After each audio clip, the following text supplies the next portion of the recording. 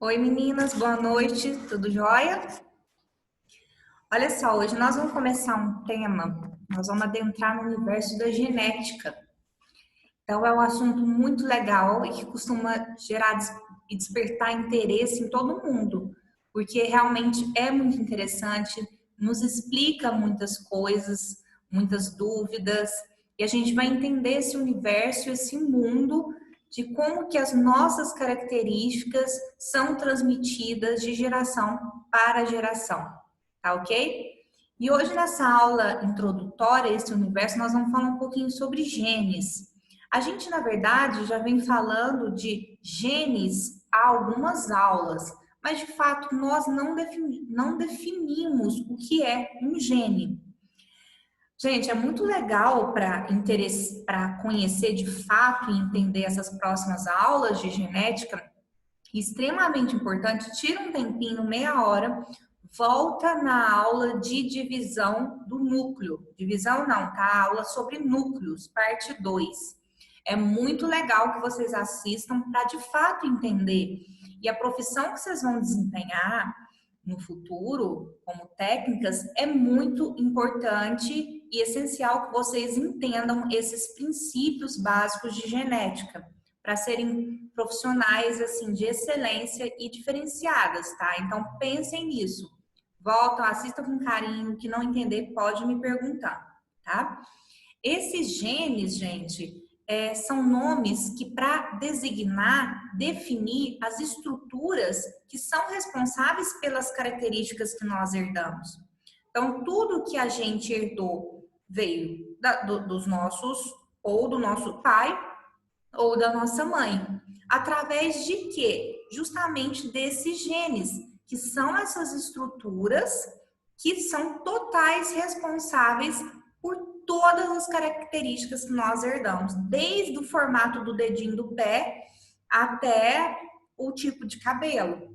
Não só características por fora, fenotípicas, que nós vamos falar mais para frente, mas todo o nosso tipo sanguíneo, se eu sou canhota ou destra, alguma doença hereditária, tá ok? Tudo isso, então, é responsável, é gerido pelos genes.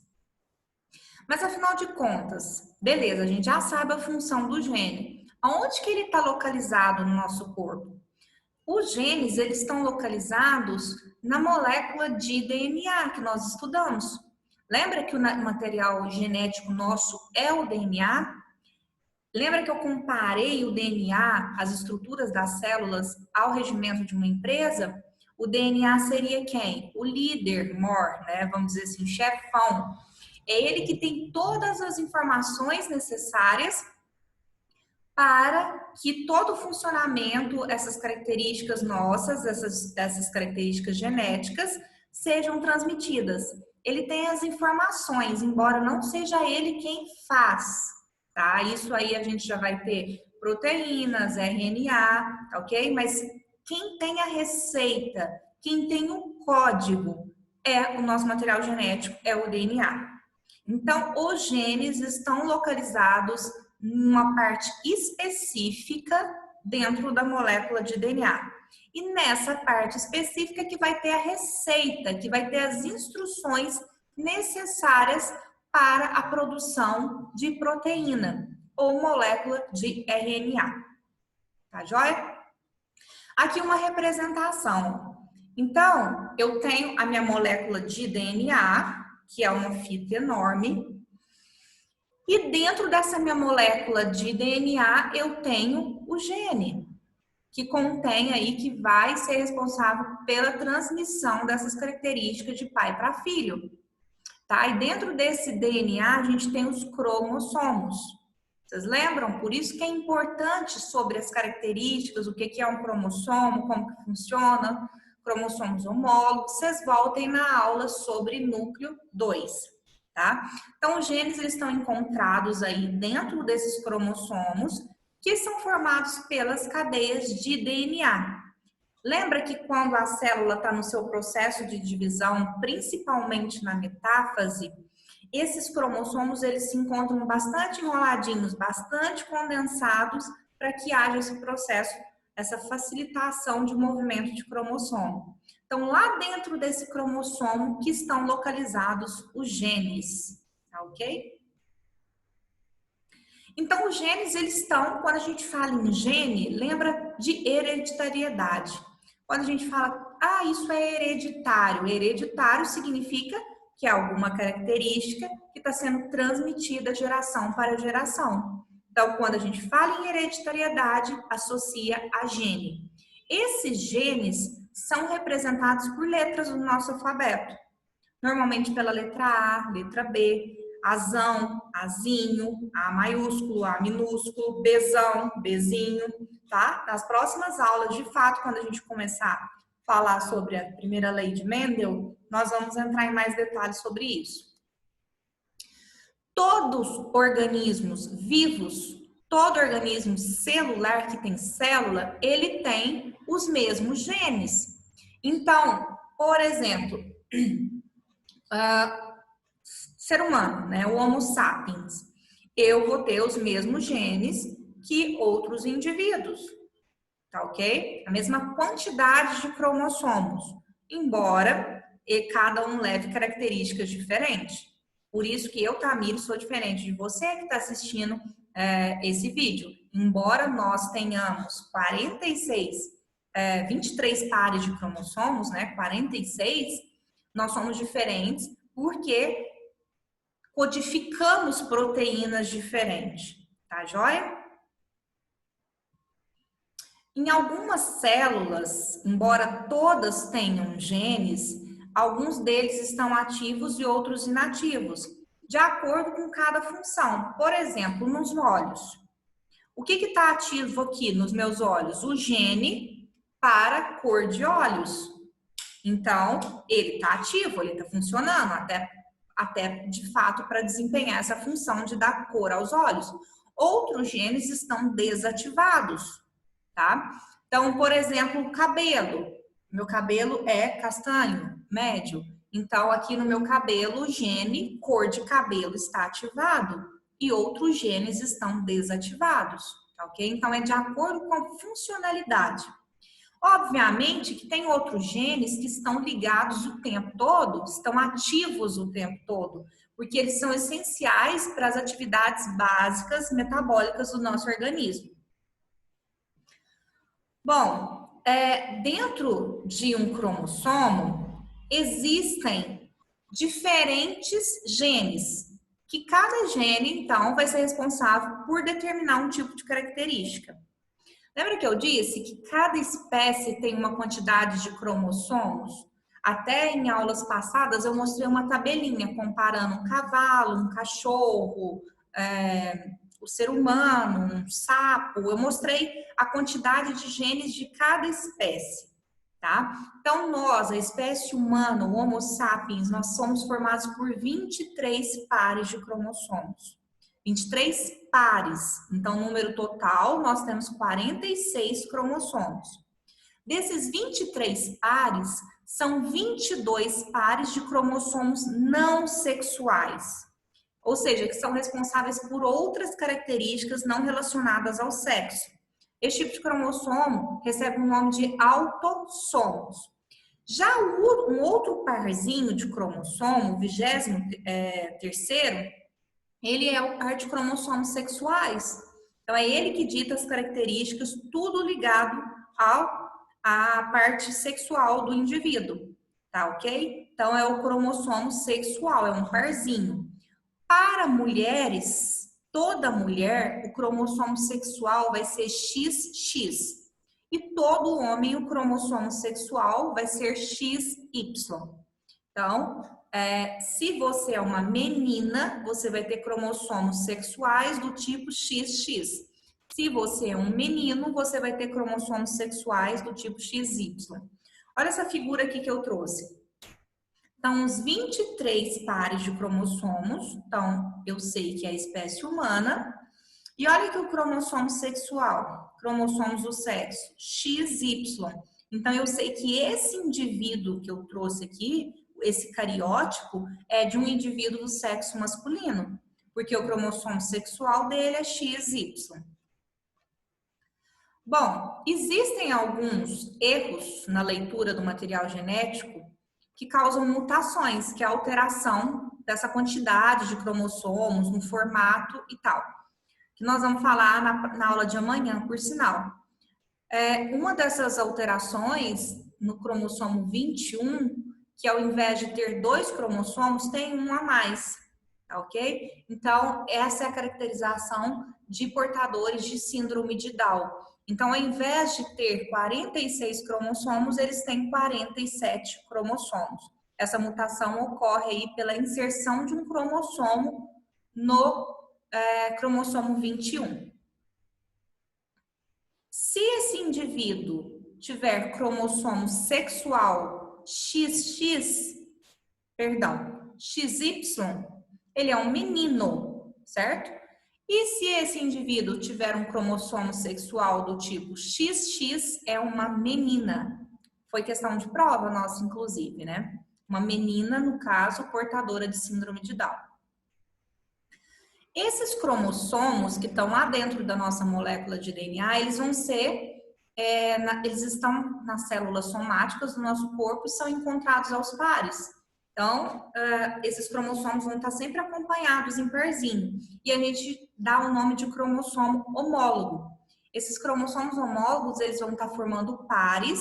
Eles normalmente têm o mesmo formato, o mesmo tamanho e a mesma sequência de genes. Então, eles codificam o mesmo tipo de proteína, o mesmo tipo de característica. E o que são genes alelos? Os genes alelos, lá dentro desse cromossomo homólogo, lembra? Dentro do cromossomo vai ter vários genes. Aqueles genes que ocupam a mesma posição, o mesmo loco, dentro do cromossomo homólogo, a gente chama de gene alelo. Então, olha aqui, eu tenho um parzinho de cromossomos homólogos, tá? Então, eu tenho aqui, ó, a parte de cima, o centrômero, separando da parte de baixo. Então, olha só, como eu disse, os genes são representados por letras. Então, olha só, aqui eu tenho os genes alelos. Repare que eles estão na mesma posição, no mesmo locus. Então, eu tenho, por exemplo, os alelos azão, azão, e os alelos bezão, bezinho. Ok? Mais para frente a gente vai entender por que é chamado de azão e o outro de azinho, por exemplo. Células diploides são aquelas células que todos os seus cromossomos estão em pares homólogos, são as células somáticas. Por exemplo, o nosso corpo, o nosso organismo como um todo, ele é um organismo diploide. Nós temos 46 cromossomos empareados, ou seja, aos pares. Quando eu falo que a célula é haploide, uma célula não possui pares de cromossomos. Esses cromossomos, eles estão sozinhos. Nas células haploides, nós não temos pares de cromossomos, eles estão sozinhos. Como, por exemplo, as células sexuais do gameta. Um espermatozoide, ele tem metade do número de cromossomos.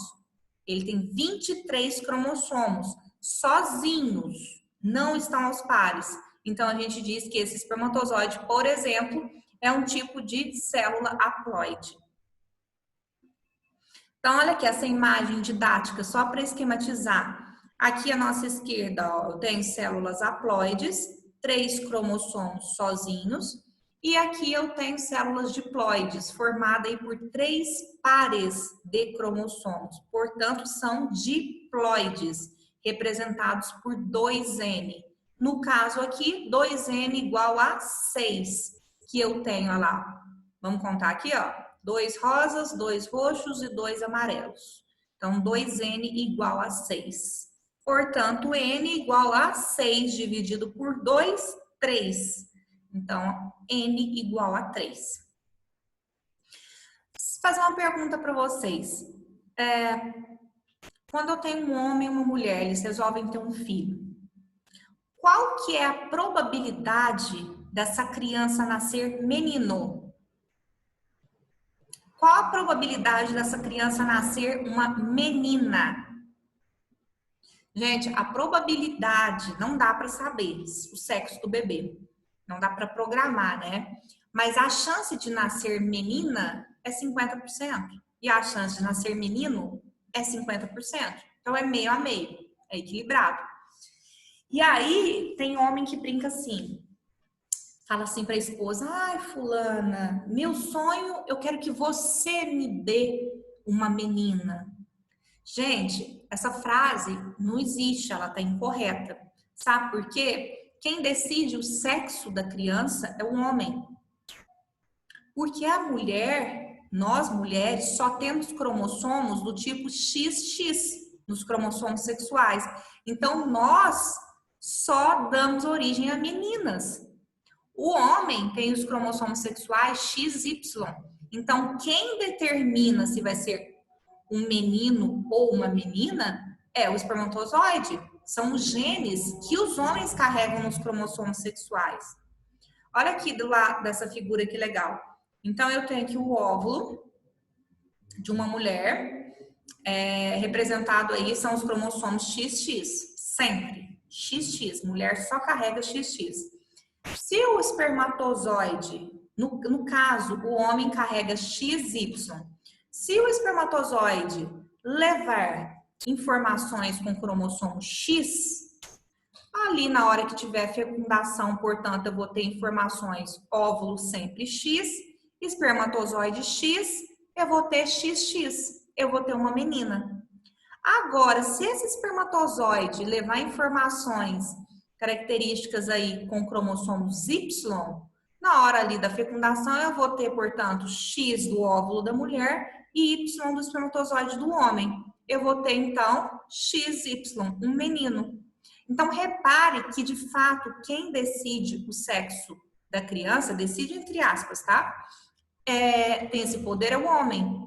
Mulher sempre tem cromossomos XX. Então, nós só temos condições de gerar mulheres. Esses cromossomos, esses genes, né, essa sequência genética, pode sofrer mutações. Tá? E essas mutações são mudanças na sequência lá dos nucleotídeos dentro do material genético. Lembra dos nucleotídeos que a gente estudou no DNA? São aquelas partículas, aquelas unidades menores que formam a molécula de DNA. Nucleotídeo, relembrando, é formado por um grupo fosfato, um açúcar pentose do tipo desoxirribose em DNA e uma base nitrogenada. Tá? A base nitrogenada pode ser adenina, timina, guanina ou citosina, tá joia? Em DNA. Se eu tiver alguma alteração nessa base de nucleotídeos, a gente diz que aconteceu um erro genético. Isso vai gerar uma mutação, tá? Que pode ser hereditária, passar de pai para filho. Então, o que que gera essas mutações no nosso organismo? Algum erro ali durante a cópia do material genético na divisão celular, um erro aleatório. Quando a pessoa está exposta à radiação ultravioleta ou radiação ionizante, também gera muito tipo de mutação. Tanto que os colegas de vocês, que eu dou aula lá na radiologia, a gente estuda essa parte de mutações causadas por exposição à radiação ionizante. Alguns agentes químicos e determinados vírus também podem causar mutações. E vírus sofrem mutação. Gente, a grande dificuldade em se fazer vacina para determinados vírus, desenvolver vacinas, é justamente porque eles estão sofrendo mutação o tempo todo. Então, os pesquisadores fazem sequenciamento, a leitura ali de todo o material genético, faz o sequenciamento certinho do genoma e desenvolve uma vacina. Dali um ano ou meses, esse vírus já não é mais o mesmo. Ele sofreu mutação. Então, a sequência de nucleotídeos dele já é outra. Então, aí já aquela vacina já não tem eficácia mais. O vírus até hoje, o HIV, ele é um vírus que sofre mutação com frequência. Então, um dos motivos que ainda não se tem a cura para a AIDS, desenvolveu nenhuma vacina por conta disso. Vamos torcer, aí com os estudos, com o avanço, né, toda a comunidade científica está empenhada, mas que o vírus, o Covid-19, não seja um vírus com grandes mutações. Essas mutações podem ser gênicas ou cromossômicas. Quando elas são gênicas, é um tipo de mutação mais pontual, mais leve, vamos, se é que pode se dizer assim. Elas ocorrem no nível de nucleotídeo dentro do gene.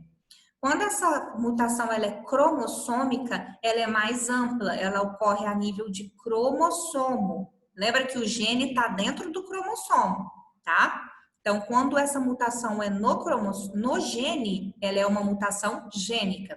Quando ela ocorre ali, pega maiores partes, maiores porções do genoma, ela é dita uma mutação cromossômica. Então, ela pode ser num pedaço do cromossomo ou até mesmo uma alteração em todo o cromossomo. E aí, normalmente, quando ela é cromossômica, ela é mais visível, esse tipo de mutação. Na aula de amanhã, nós vamos começar a falar sobre esses tipos de mutações e algumas doenças relacionadas. Tá ok? Uma boa semana, bons estudos e até amanhã.